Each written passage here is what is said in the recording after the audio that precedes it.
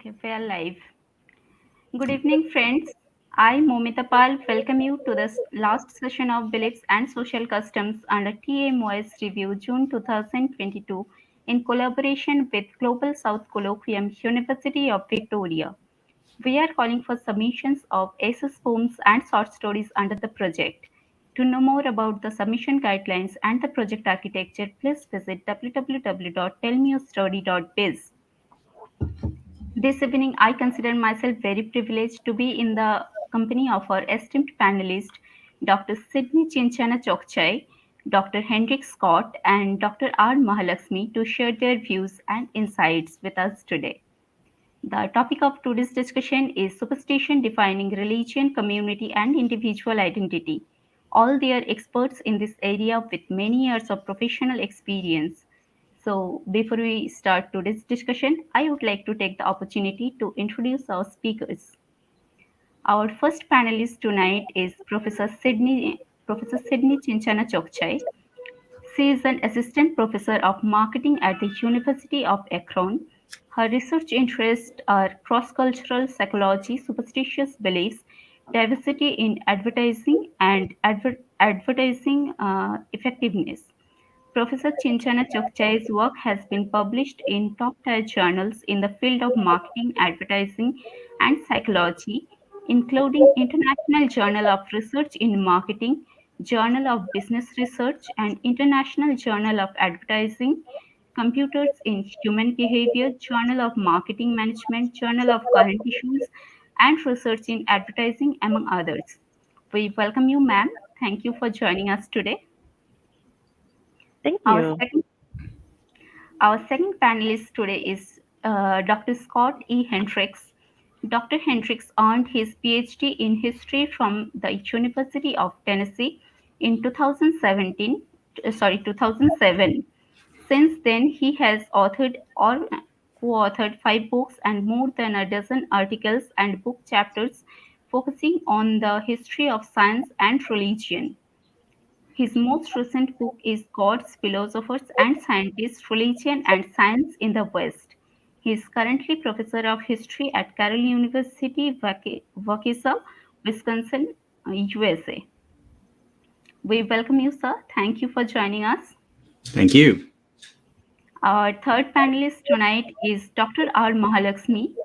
She is a professor of ancient Indian history at the Center for Historical Studies, Jawaharlal Nehru University, New Delhi.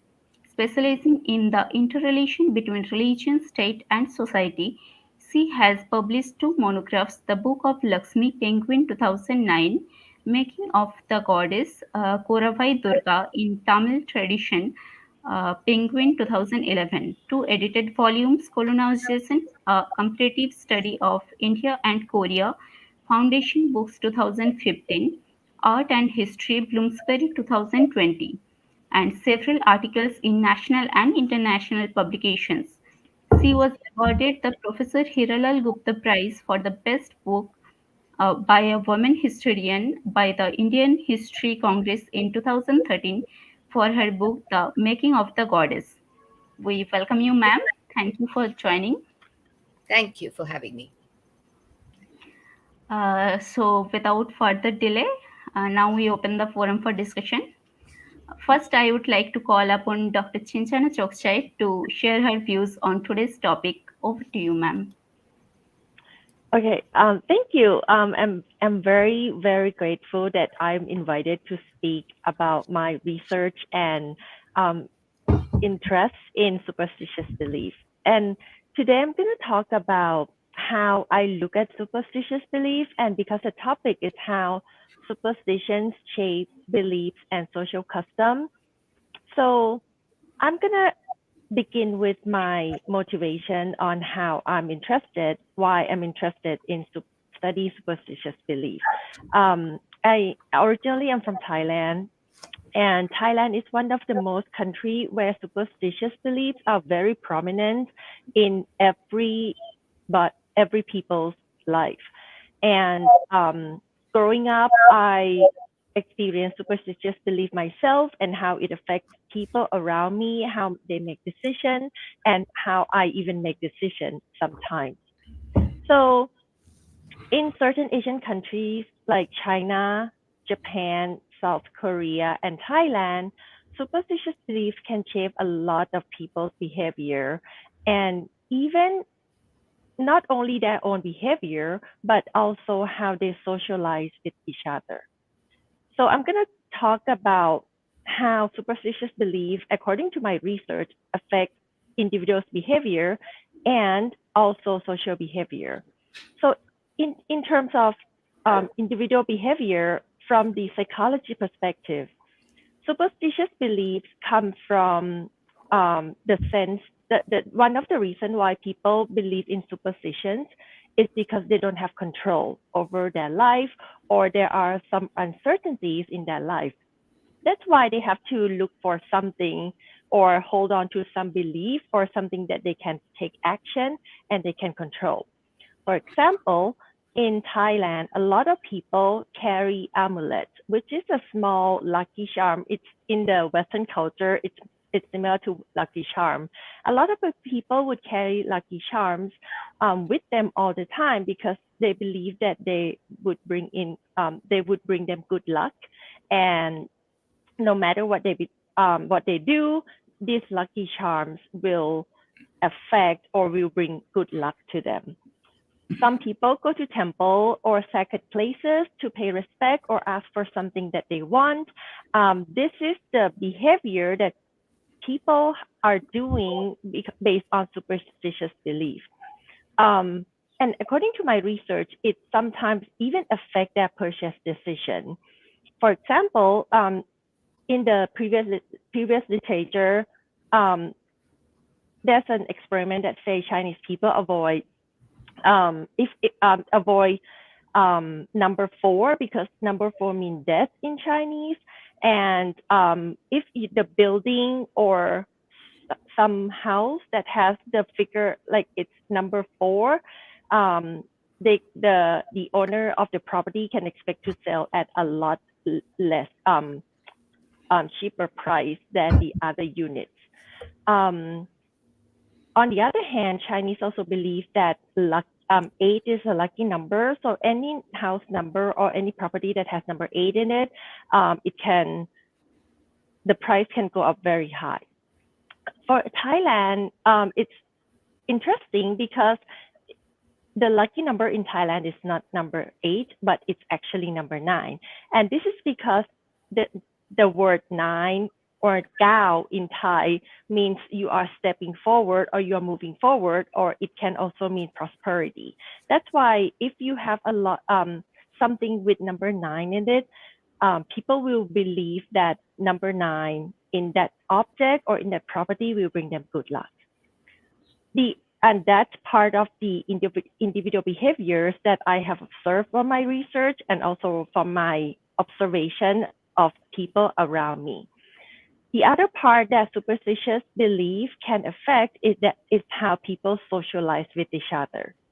And in my research on lottery gambling, we found that when people are looking for numbers, because in Thailand, the way people gamble or the way people play lottery in Thailand is they would buy certain numbers and they will look at, like what are the numbers that come out in the lottery on that week. And, if the number that they buy match the number that comes out, they will bring certain amount of money. So in order to find that particular number, some people get together and they even organize a tour to actually go to a sacred place or sacred tree or a place that they believe that they will get good numbers, and they will organize a tour and they will go together. And the conversation around before and during the trip is about how they get good numbers, how they have to find a number at some places, at certain places. So we actually found that superstitious belief not only affect individuals' behavior, but it also affects how they socialize with each other. And and I can talk more about lottery gambling context in Thailand because it's one of the research that we study, and we found that lottery gambling plays a role in people's everyday life. So this is how I look at superstitious belief and how it affects beliefs and social customs in the community. Thank you, ma'am. Thank you so much for sharing your valuable insights. Now, I would like to call upon Dr. Scott Hendrix to share his views. Over to you, sir. All right. I was just thinking about what the previous speaker was saying because, as a historian, one of the things that has struck me in my analysis has been that there's really no concrete definition of what superstition actually means. Instead, superstition is defined by others. One person's superstition is another person's deeply held belief. And so I would argue that it's largely a socially constructed concept. It's dealt with differently in different societies and developed in those different contexts. But this isn't the position that I've always had. I actually came at this kind of sideways. I was in graduate school.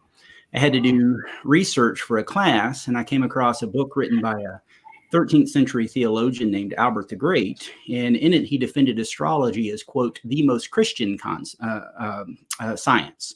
And my initial reaction was, what's up with this guy? Why is this guy arguing this? But I had to come to terms with the fact that the way I was looking at it was based on my own modern biases rather than from the position of a 13th century person like Albert. And so that started me on a long journey of researching the history of astrology as well as other systems of belief revolving around religion like mysticism, but also the history of science. And so there's been a lot of interplay there. And as you mentioned in your introduction, I explored some of these ideas in my most recent work, Gods, Philosophers, and Scientists, Religion and Science in the West. And I looked at the relationship between religious beliefs and those considered superstitious by many in scientific development. It's often seen that religion and science are butting heads, and that's a very common idea held here in the United States anyway. But that in itself is a socially constructed idea that isn't really grounded upon the historical evidence. And I would be happy to talk about that at any length that you can stand to listen.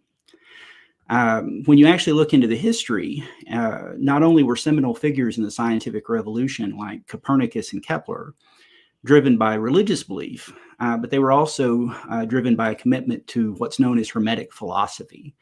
Hermeticism is directly connected to astrology, and that's something else I would be happy to talk about at any length that anybody could stand to listen. And this was even true of early scientists such as Galileo, who is both a Hermeticist and a practicing astrologer. And I would argue, and I have argued, that both with Copernicus, Kepler, and also Galileo, their Hermetic beliefs, a belief that places the concept of the one that they often equate with God. They say that this is the same, or at least connected to the sun. And all of that influenced their astronomical developments.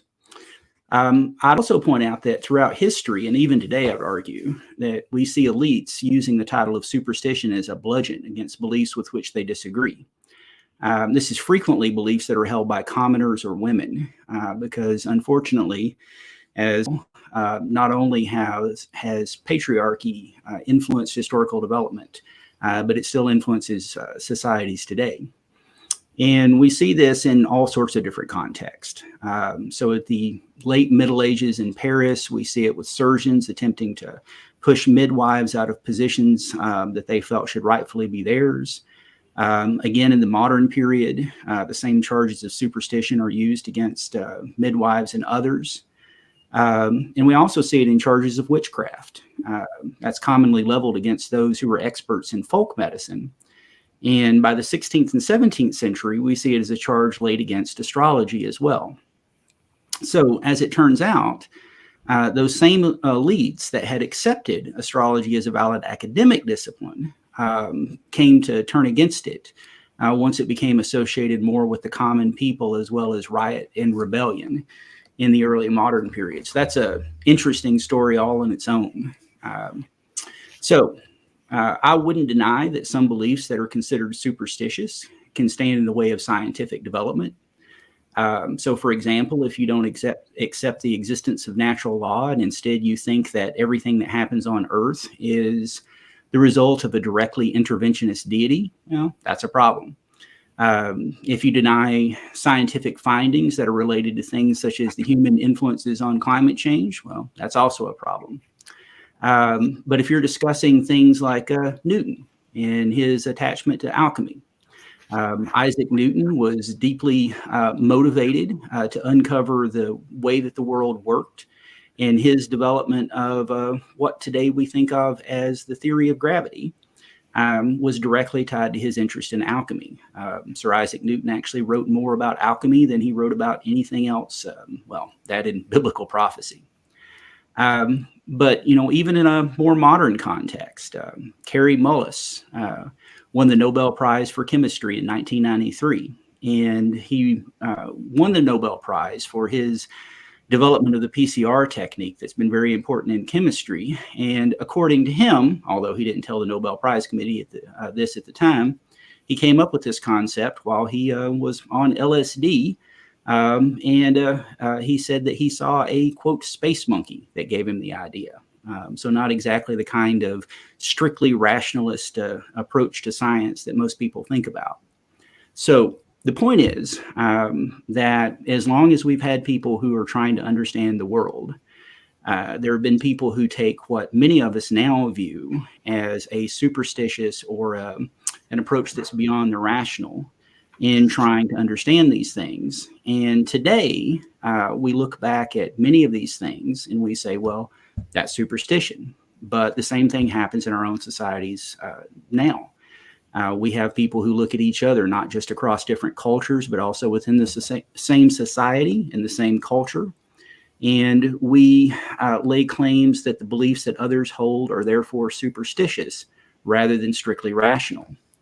And so for me, what I'm really interested in terms of thinking about this concept of superstition and contrasting it with rationality would be looking at, well, what do we mean by rationality? Stephen Lukes is an anthropologist, and he has argued for a concept called contextual rationality. And I think that it makes a lot of sense that if you want to understand what is rational, then you have to talk about a given culture and what that culture views as the ways to establish truth, the way to order that truth, the way to gather evidence for that truth. And different cultures have different ideas about that. So none of this is meant to go against the notion that science, as we understand it today, has been enormously productive and has led to great developments that have positively affected the lives of people all around the globe. But even then, many of those developments have been based on what might be thought of as irrational or sometimes superstitious elements, rather than just looking at the world the way that it is. And even then, scientists themselves can sometimes fall into ways of thinking that I would think of as superstitious. So, for example, Georges Lemaitre is the father of what today we typically refer to as the Big Bang Theory. He called it the cosmic egg theory. Georges Lemaitre was himself a Jesuit priest. He developed these ideas strictly independently of any religious beliefs. He had 2 different PhDs, both in math and theoretical physics, so he was a really well-educated guy. But unfortunately, some of the people who opposed him were motivated by the idea that he was driven by a superstition. So, for example, Fred Hoyle, Sir Fred Hoyle, was a British astronomer, and he's the one who coined the term, the Big Bang Theory, as a term of attack against Lemaitre, because he looked at what Lemaitre was doing and he said, you're saying that the entire universe comes from nothing. That's not a rational scientific idea. Rather, it's a religious one. And so he developed a competing theory that most scientists today think makes little sense. And he stuck with that throughout his entire life, even after people like Albert Einstein basically looked at Lemaitre's math and said, I opposed it to begin with, but it works, so I accept it. So superstition affects us in all kinds of different ways, both positively and negatively. And even what it is to be superstitious, I would argue, is socially constructed and is different depending on what time, place, and cultural context we're looking at. So that's me.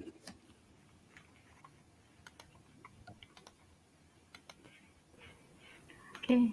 Thank you, sir. Thank you so much for sharing your views. It was really insightful and informative. Thank you. Now I would like to move on to Dr. R. Mahalaxmi to share her views on this. Over to you, ma'am. Thank you. Thank you so much, Moumita, for having me here. Good morning, good day, and good evening to all those who've logged in from different time zones. And thank you to the organizers for inviting me to participate in this conversation on such a very interesting theme. Unlike the other two speakers, I must say, however, that I have not worked on superstition. My major area of research has been on religion, and religion in the pre-modern context in India in particular, but South Asia in general.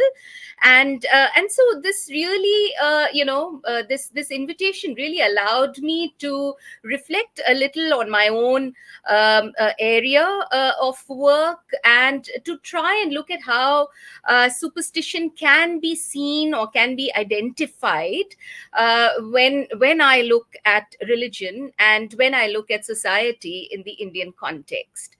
Like the first speaker said, superstition in India also defines many of our everyday practices. She was talking about Thailand, but in India as well, it defines many of our everyday practices, the way we live our lives, and in some instances, it determines the way we define our lives. So all of us, really carry these multiple identities, be they individual, social, or religious. And in many ways, these multiple identities mingle, they create contradictions, and these then have serious repercussions for us as individuals and as part of communities at times. So, as a historian who studies early Indian religious traditions, I've often come across superstition that is cloaked in mythology and ritual prescription, which has ramifications for social and individual identity. And so, here I'm going to differ slightly from what the second speaker said.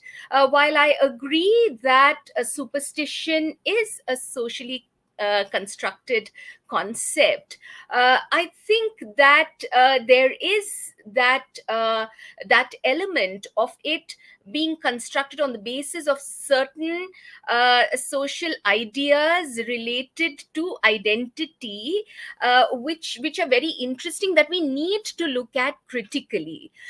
So, I know that he wasn't suggesting that we shouldn't look at it critically, but I think in the way in which I have tried to reflect on this idea of superstition in India, I've tried to perhaps bring in the critical lens a little more sharply.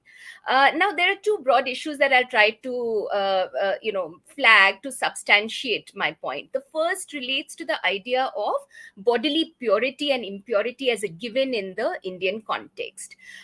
This is something that many of you might know, even if you are not from India or from South Asia. This is generally understood when we talk about caste, but it is also understood when we talk about gender. So this idea of bodily purity and impurity tends to be talked of in caste and gender terms.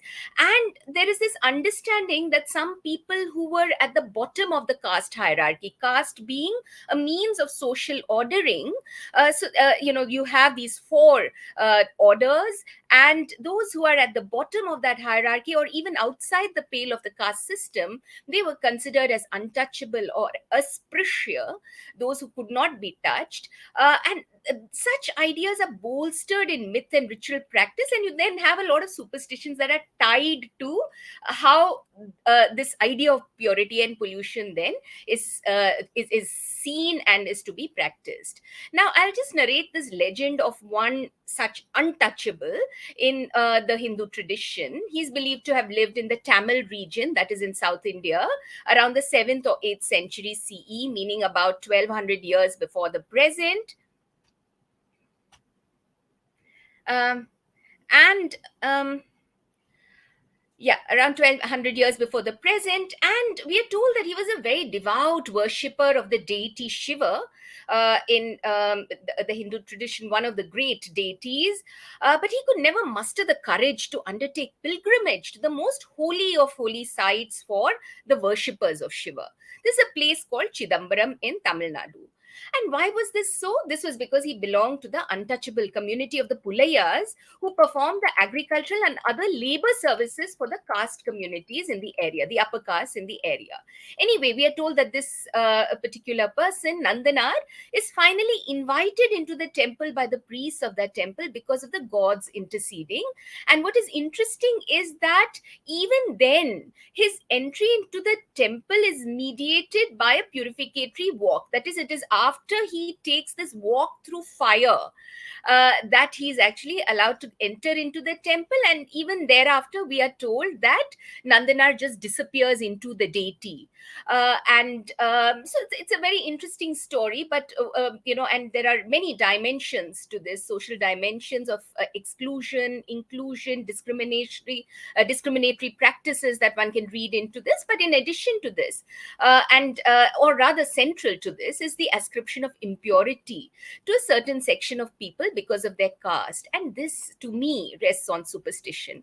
There are innumerable folk tales about defilement, about catastrophe, and even death, because certain rules, caste rules, are not adhered to, that people break the caste rules, that there is a polluting element that is allowed to enter into whatever sphere of activity we are talking about. In Buddhist mythology, stories of past lives of the Buddha even are invariably associated with certain deeds that were done in the past birth, which then resulted in birth in a high caste. So this, to me, it seems that ideas of such kind, which relate to purity and pollution, are very clearly embedded in superstitious beliefs. And similarly, as far as gender is concerned, you have menstrual taboos, which draw upon the notion of women's impurity, especially while they are menstruating. And then also when they give birth, there is a certain time period when they are considered to be polluting. Widows are considered to be impure or not auspicious, and so on. So there are and in some communities you have the separation of women during the menstrual cycle. You actually have separate spaces that are kept for them, and it is believed that if they touched something that was meant for ritual purposes or even for non-ritual purposes, that would get spoiled. Food, for instance, would get spoiled if a menstruating woman touched it, and so on. So to me, all of these are very clearly instances of superstition, and how they become a part of a religious tradition of a society's understanding of itself and its identity. The second issue that I'd like to draw your attention to in the Indian context is this particular field of knowledge, which is referred to as astrology. In Sanskrit, we refer to it as Hora or Jyotish Shastra. And you have a lot of elements. You have the making of horoscope, of course, which is an important part of this Jyotish Shastra. You also have elements such as omens and portents, which are presented in texts that claim religious sanction. And interestingly, these texts are not devoted only to the Brahmanical religion. One of the most interesting texts on astrology is written by a Jain monk. So you have, a very rich astrological tradition that is available to us, at least, for the past 2000 years, if not earlier, and it is recognized as a knowledge system. And in this remarkable work that is dated to about the 6th century, which is authored by a very great figure who is known to be a scientist, a person called Varaha Mihira. In this particular work, we have descriptions of omens and portents, which are classified as shagun and lakshana. What is shagun? Shagun is certain appearances or sounds or behavior of animals and birds in particular, and lakshana refers to characteristics, mostly bodily characteristics with regard to animate beings, but also to features of non-living things.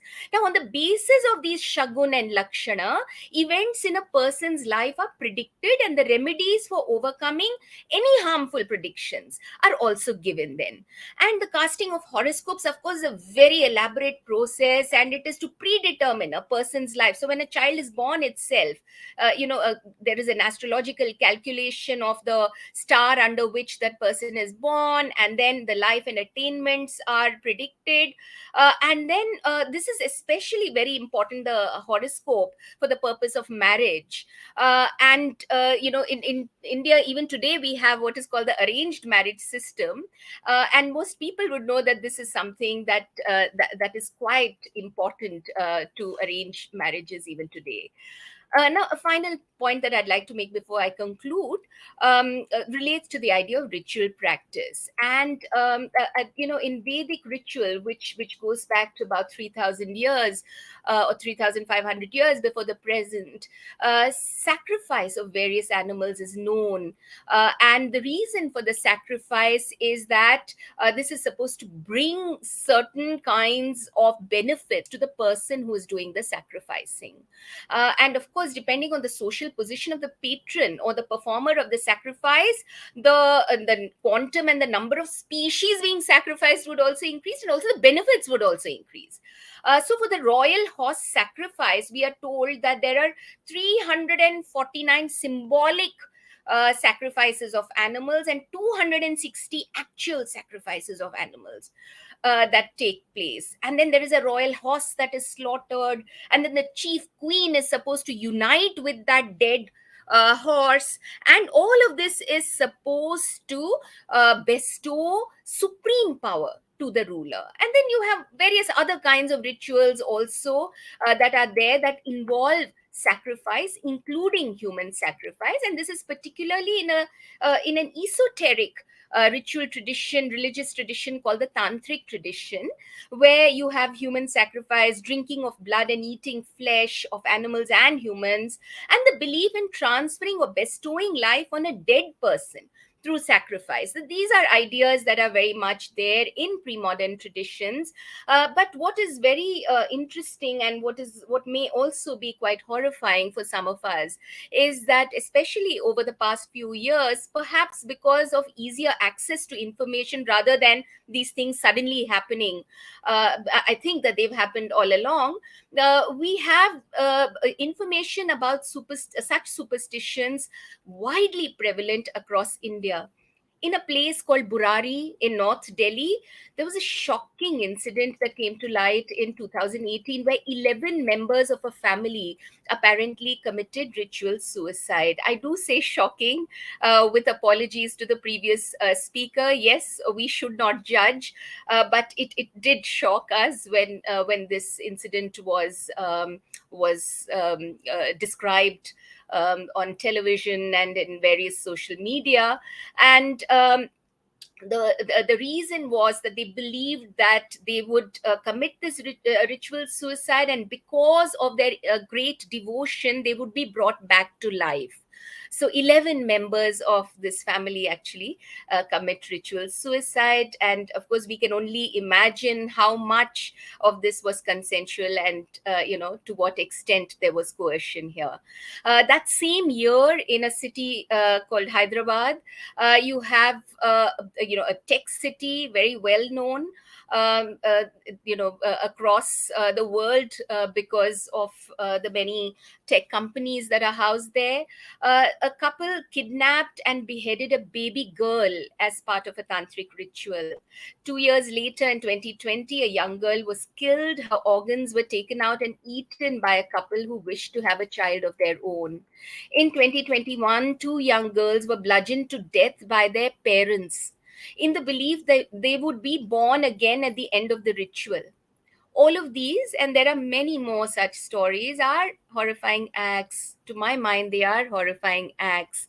And it is certainly clear that they stem from superstition couched in religious belief.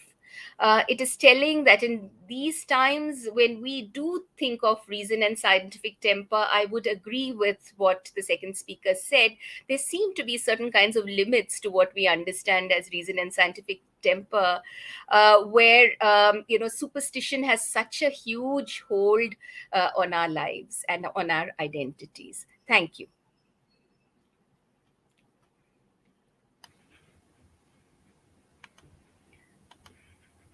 Thank you, ma'am. Thank you so much for sharing your views.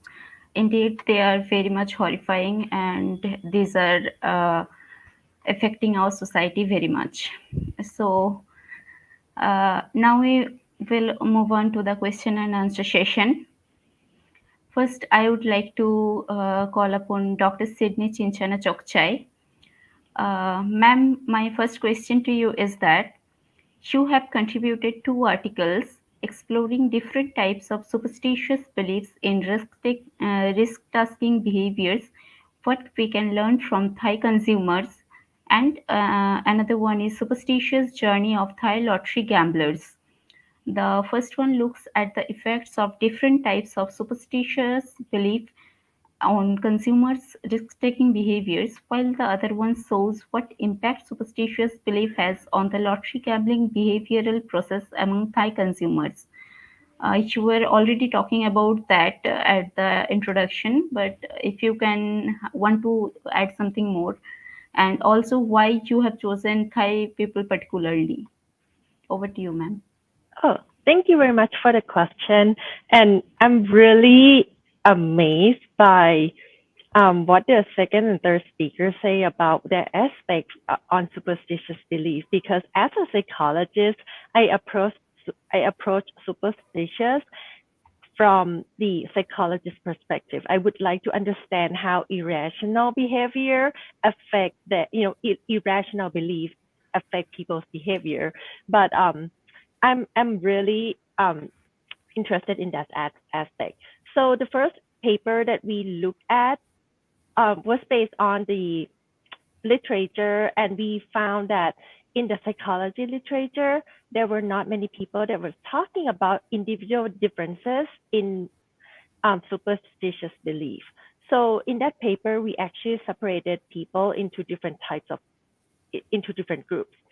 The first one is what we call proactive superstitious belief, where we explain or we define those people as people who would like to take control of their life. So they would go out and seek amulet, or they would go out and find a lucky charm, and they would carry the lucky charm with them because they want to take control of their life.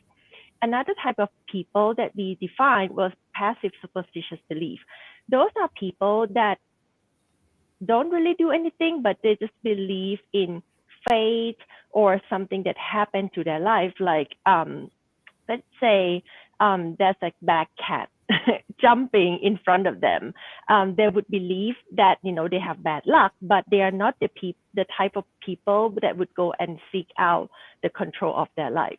So we found in that paper, basically we found that among these two type of people, we can actually prime them with certain objects or construct, and then they would change their behavior, even though they believe even for passive superstitious belief, who believe that they don't have to go out and find a magic object, but once we pass the magic object to them, they actually change their behavior and they become more risky and more risk taker in their decision making.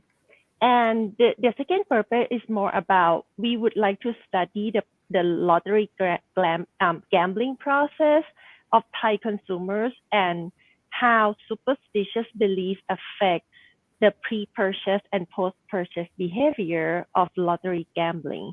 Like I said in the beginning, in Thailand, when you you gamble on the lottery, you have to buy a certain number. And that's why people would sometimes organize a tour or a group that would go out to a different city or different part of the country to find that particular number.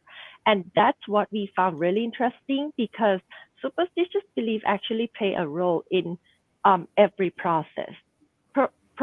Pre-purchase behavior, where people just socialize with each other, talk about the numbers that they found. Maybe they recognize the station number from somebody's license plate, and they thought that that's a magic number that they should gamble on.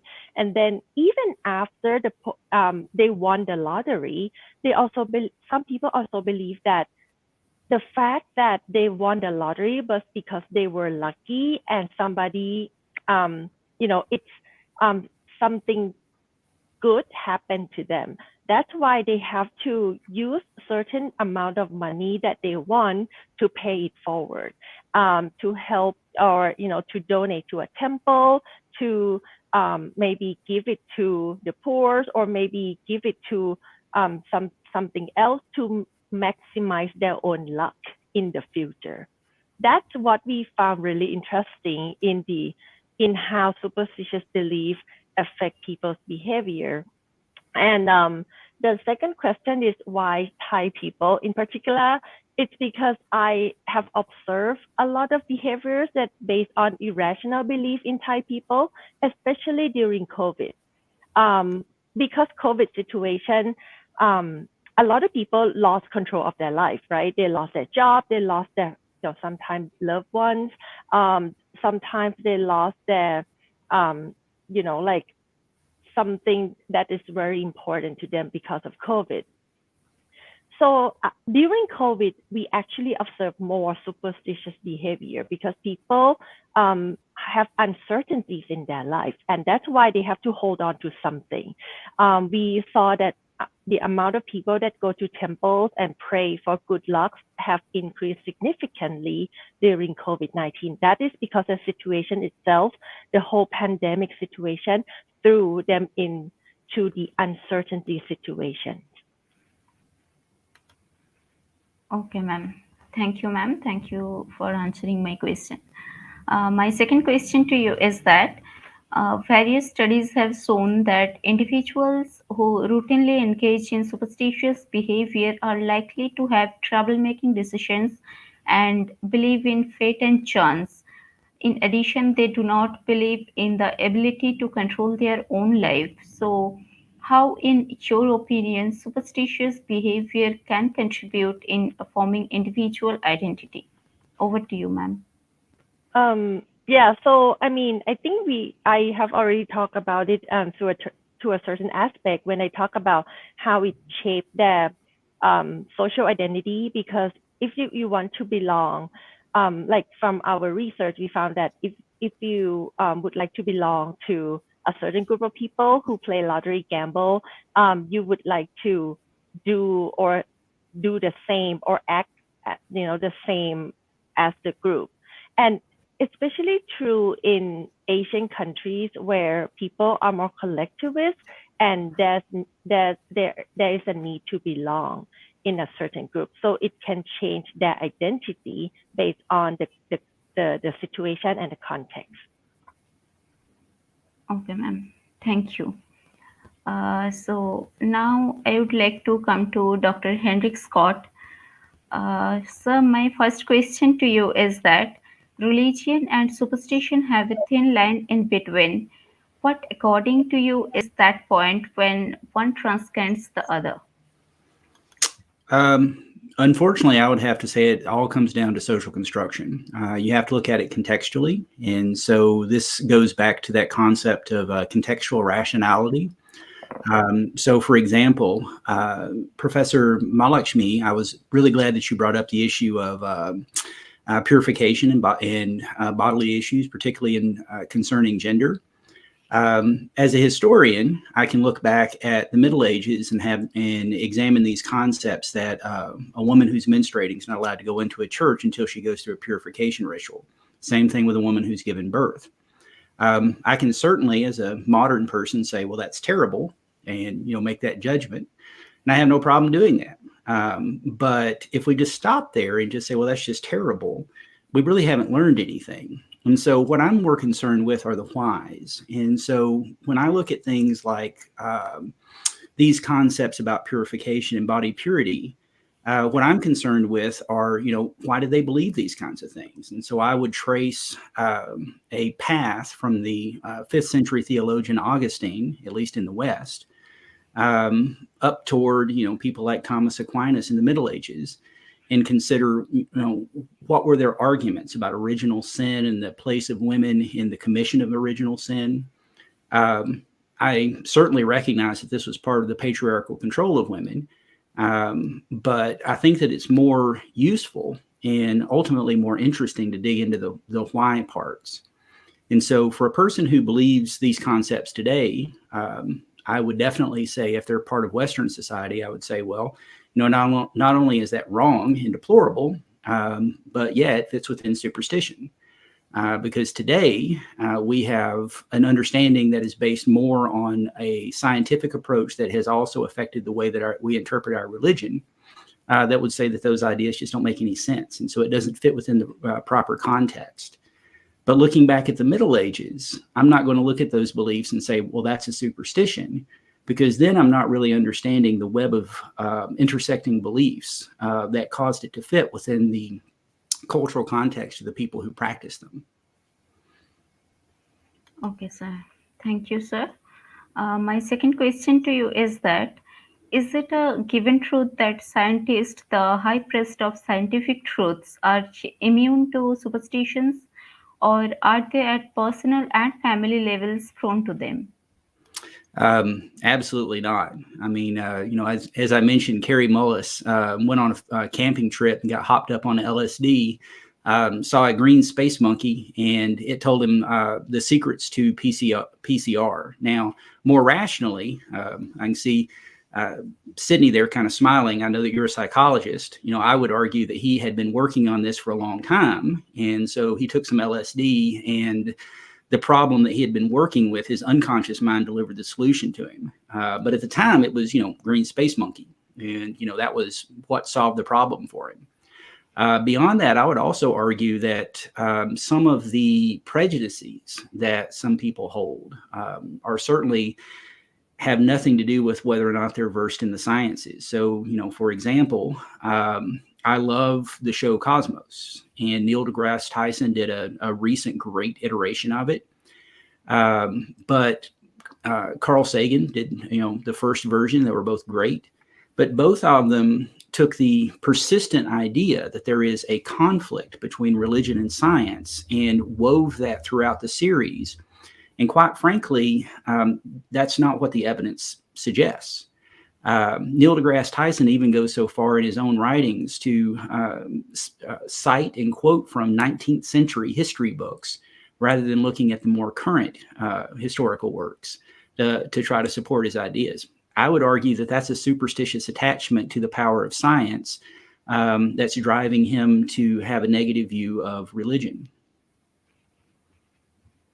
Okay, sir. Thank you, sir. Thank you so much for sharing your views. Now I would like to move on to Professor Dr. R. Mahalaxmi. Ma'am, my first question to you is that religious issues are most of the times also political agendas. Why do you think is that so? Is there any direct relation between politics and religion? Ma'am, you are muted. Yep. Thank you. Thank you for that question. I'd like to reframe this to think of this in terms of the relationship between politics and religion. And let me start because I am a scholar of ancient Indian religious traditions. So let me start by saying that this is not something new. But what does distinguish pre-modern societies and modern ones is the apparent separation of religion from politics in modern societies. Now, in ancient times, we have rulers like Ashoka in the Indian context or Akbar in the medieval period, who projected a very humane and deeply reflective understanding of both religion and politics. And then you have, rulers uh, and states that actually support religious institutions. They claim to be the upholders of a particular religion. In pre-modern times, there are numerous such instances, not just in the Indian context, but also in other contexts across the world. But in modern times, when we are looking at politics, we do find that religion, especially in the form of symbols and cultural traditions, continues to influence political expression and ideology. In India, what historians refer to as communalism, this is an ideology which uses religious identity and symbols to assert a distinct political identity. Now, during the anti colonial struggle, this is seen in the form of Hindu and Muslim claims to the nation and national space. And ultimately, this is seen as culminating in the partition of the country. Today, we see a renewed assertion of such a claim, such an identity claim, in what has been termed as the Hindu nationalist agenda. While, of course, we may distinguish between what we call Hindu, that is the religion, and what is the political ideology that is referred to as Hindutva. And many modern commentators have suggested that we should make that distinction. The important thing is the invocation of a religious identity, which is many a times imagined and invented during the very recent past, last couple of decades, if not the last couple of centuries, that defines the politics of our times. Okay, ma'am. Thank you, ma'am. Thank you so much. My second question to you is that religion gives people something to believe in, provides a sense of structure, and typically offers a group of people to connect with over similar beliefs, which helps in forming a sense of unity among them. Even superstitious beliefs sometimes have shown to help promote a positive mental attitude. Do you agree with this? And if it is indeed so, then what are the positive effects religious and superstitious beliefs have in forming social and cultural identity? Over to you, ma'am. Well, honestly speaking, this is outside my realm of expertise, but I would think, as a historian who studies religious traditions, that both religion and superstition provide a psychological anchor. In both, there is emphasis on hope and possibilities on the one hand, and both also evoke fear, particularly the fear of retribution, of some kind of punishment, that if you don't do this, if you don't have this amulet, or if you don't, we refer to them as tawizes, you have these rings or the stones that are recommended for you. If you don't have these, then something bad will happen. So it's some kind of a psychological anchor, to my mind. Now, let us take the example of something that is positive in religion, since this has been suggested by you.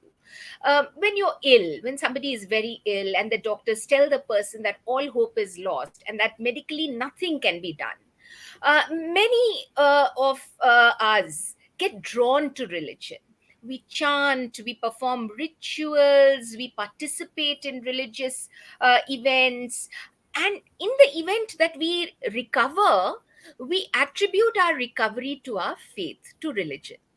So this is something positive, certainly, that it gives us hope. Similarly, we are told that if we wear a particular stone, and this is the research that Sydney was talking about, in the Thai context, if we wear a particular stone, or if we, choose a particular number, we will be lucky. If you wear a particular stone, generally you're told that its healing powers will get transferred to you. Or if there is some negative forces that surround you, those will be warded off. In the case of marriage, in the Indian context, it is sometimes suggested that because a woman is born under a particular star, there could be some malevolent influences on her prospective groom, and that had to be warded off by first getting her married to a tree. So then all those evil influences will be directed towards that tree, and then she can be married to the actual guy. So you have all kinds of strange things, and yeah, I suppose you could see that as something that gives some positive kind of hope to people. And then there's this thing called auspicious time, where for each day you have what is called a good time and what is called an inauspicious time, or rahukal. So it is recommended that you finish up your work during the auspicious time and avoid the bad time. Of course, one may see all of these as innocuous, and therefore one can be indulgent of such practices. But clearly, there are also problems with perpetuating these kinds of social ideas, because they may be a little harmful to the individual. Particularly to the individual, given the kind of the way in which they see these superstitions as some kind of a psychological prop. So it's in that sense that I think that there would be a problem. And here I'd like to come in on the point that was raised by Dr. Hendrix, which is about women in the Middle Ages in Europe, and menstrual taboos and so on. But as a historian, I think that it would not be amiss, and this is not a question of just being judgmental or talking or bringing in the issue of the critique of science and rationality over here, but to look critically at why and how such practices come about the patriarchal structures, about certain ways in which controls are imposed, mobility is restricted, and women themselves are objectified in certain ways in these pre-modern social contexts. I think it is important for us as historians to talk about it, even if it does seem like we would be entering into that very difficult domain of science versus superstition. But I think it is important for us to talk about it. And I do, of course, would like to reiterate what I'd said earlier, which is that we do need to reflect about the limits of the evocation of science and rationality as well in contemporary times, given how superstition and religion are occupying spaces in our lives, sometimes in very, very new ways. Right. Okay, thank you, ma'am. Thank you so much. So now we have a question from one of our FB viewers, Facebook viewers. That is, how do we not blur lines between culture and religion? In other words, in so many cases, religion seems to be a component of culture. How do we look at these issues separately, especially when it comes to these issues of superstition? If you can answer this, three of you, Yeah, I whoever. mean, what I tell my students all the time is that religion affects culture, but culture affects religion as well. And so it's absolutely true that religion and religious beliefs are a huge component of our larger cultural makeup. And so if we want to understand any given religious belief, then we need to untangle the web of culture that surrounds it. And we also need to look at the way in which religion affects so many other things. I just heard that religion doesn't affect politics in modern India, and I really hope that's true, because it's not true here in the United States. Here in the United States, for example, we have politicians who just outright feel that they can ignore the issue of climate change because they genuinely believe, from a religious standpoint, that God would not, that God has given human beings dominion over the earth, and that they can use it however they want to. And so, that's a concrete way in which religion is affecting politics, and what I would argue is not only negative, but could definitely, from an empirical standpoint, be viewed as just untrue. And so, even within a given culture, I think that sometimes there are certain kinds of beliefs that within a given community make sense within their given religious beliefs, if you think about the socially constructed nature of it. But if you step back from it and look at a larger societal view, then it doesn't make sense from the larger perspective. Okay, so thank you. Dr. Mahalaxmi or Dr. Sydney, if you want to add something. Okay, I'll come in. I would agree with Scott that religion is certainly a very important part of culture. Religious ideas and beliefs constitute to a great extent what makes for culture. But then there is also something that is beyond religion, that is a part of culture. And there are many of us who may not think of ourselves as religious beings. And we also are a part of culture. We also have a cultural life. And I think that it's in that sense that we need to look at how there is an entanglement of religion and culture, but there can also be in contemporary modern societies an attempt to disentangle the two, even though we may not be very successful. I'd also like to just briefly address what Scott said. I was actually in no way suggesting that religion and politics do not go hand in hand in the Indian context. In fact, it's so much a hand in glove issue that it is creating a very serious crisis in Indian society. The issue of majoritarianism based on a certain kind of religious identity is something that is seriously disturbing in the Indian context. So actually, I was saying the opposite. Religion and politics is very much visible in Indian society, and it is also something that seems to be very intrusive in terms of the way in which it is affecting the social fabric. Okay, and Dr. Sydney, you want to add something? Yeah, I don't have expertise in the culture and religion area, so I cannot comment much on that. But based on my observation, I agree with the two speakers that religion and culture are intertwined and sometimes very hard to separate between the two. And sometimes religion can affect politics as well. Yes. Thank you. So with this, we bring this session to an end.